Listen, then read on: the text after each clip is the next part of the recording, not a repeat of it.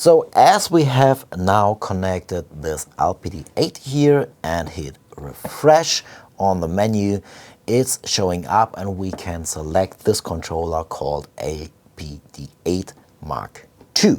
We can now set this, and this is our main section here, to the single notes into the different player. We have an S button for setting the current selected MIDI input to one of the input player fields here. So if I hit S now, we can see that the name is changing here, and if I hit something here, we even get a monitor blinking that this is already receiving MIDI inputs here. So this is how the selection from a MIDI controller to a player field works here.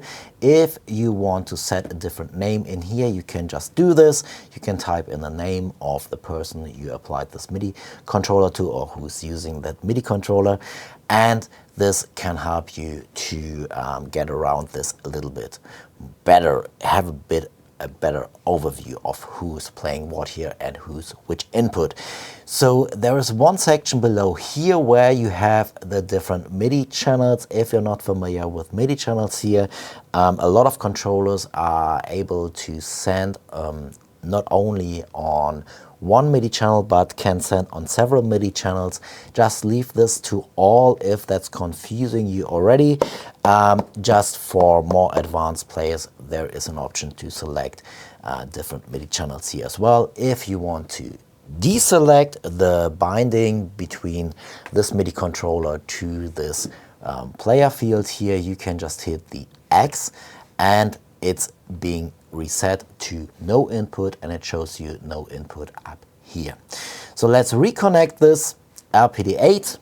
We see we are sending a MIDI note in, and now we are already able to connect this to one of the 4 different elements here. So if you just drag and drop on here and then drag, click and draw a line to the dot here where you want a different connection being made, you can just click drag on here.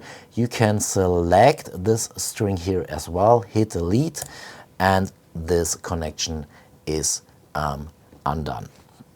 So let's connect this to the bass, and now let's start our first preset here, the dreamy. And when I'm hitting now a pad on here and sending in a note, you can hear that you're already playing a bass. So this is really easy and nice to set up, and you can already give this to someone to have the bass being played here.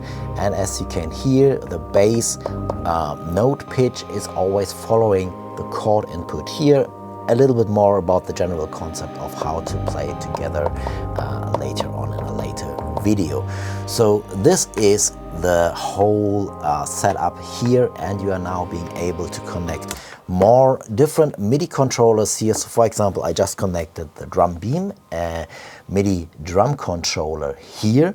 So let's get this set up. So I connected this. I need to hit refresh so that it will show up in my menu here, and I have the drum beam being set up here.